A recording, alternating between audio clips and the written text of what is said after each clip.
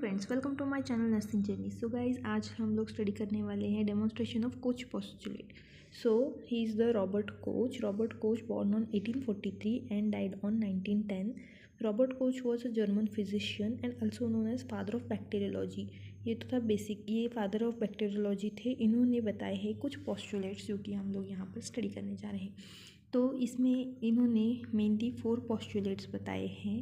यहाँ पर इन्होंने क्या कहा था, Koch postulate are the series of guidelines that experiment the study of infectious diseases.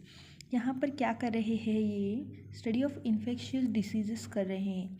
तो according to this, micro organisms can be accepted as causative agent of infectious disease only if the following conditions are satisfied.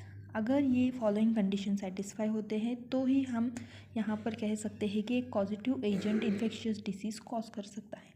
तो इसमें first postulate हम देखेंगे। First postulate में यहाँ क्या कहा गया है, the organism should be regularly found on legends of the disease. Organism found होना चाहिए लेजेंड्स ऑफ डिसीज़ में। तो फर्स्ट क्या बताया यहाँ पर, the same micro organisms are present in every case of disease. हर केस ऑफ डिसीज़, कोई भी केस हो, कोई भी केस ऑफ डिसीज़ में सेम माइक्रो ऑर्गेनिज्म प्रेजेंट रहना चाहिए, ऐसे रॉबर्ट कोच ने कहा था।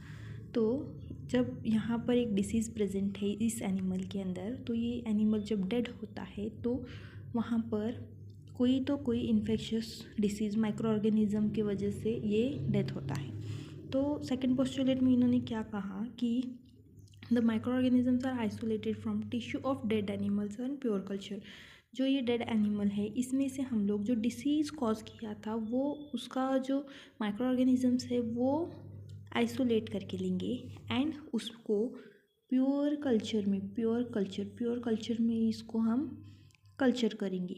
ओके, तो ये कल्चर करने के बाद यहाँ पर रॉबर्ट कोच ने क्या किया, एक एनिमल सेलेक्ट किया, जैसे कि लेबोरेटरी एनिमल यहाँ पर रैट लिया है।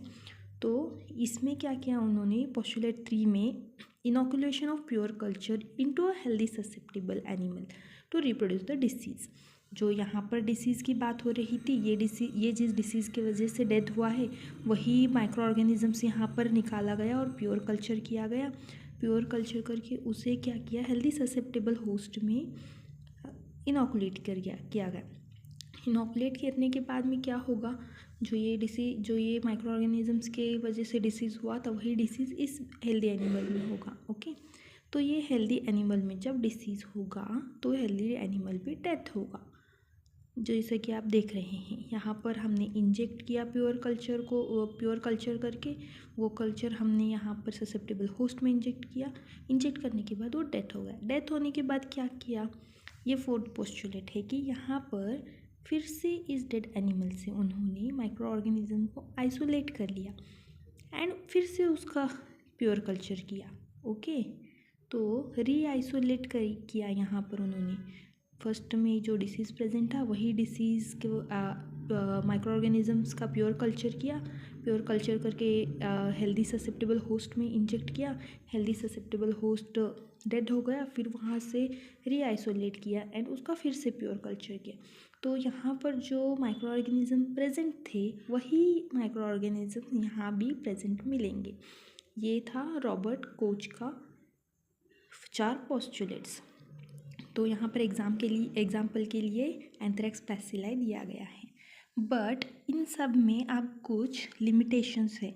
फर्दर कुछ साइंटिस्ट ने कहा कि ऐसे कैसे पॉसिबल है, जैसे कि माइक्रो ऑर्गेनिज्म सेम डिसीज, अब ये डिसीज़ से डेथ हुआ है तो हम लोग उसका कल्चर करेंगे और हेल्दी होस्ट में इंजेक्ट करेंगे, तो फिर वही माइक्रो ऑर्गेनिज्म या फिर डिसीज़ यहाँ पर कैसे कॉज होगा। तो यहाँ पर कुछ लिमिटेशंस बताए गए हैं।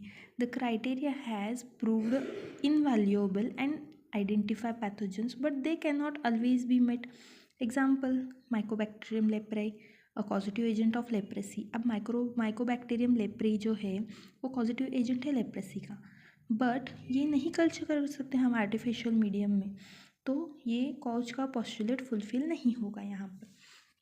तो इस तरीके से ये एक बहुत इम्पॉर्टेंट टॉपिक है as a point of view of examination. हर एग्ज़ाम्स में ये पूछा जाएगा। आई होप आप लोगों को ये टॉपिक अंडरस्टैंड हुआ गया होगा। अगर आपको ये टॉपिक अंडरस्टैंड हुआ है तो like, share, comment and subscribe कीजिए for more videos. Thanks for watching.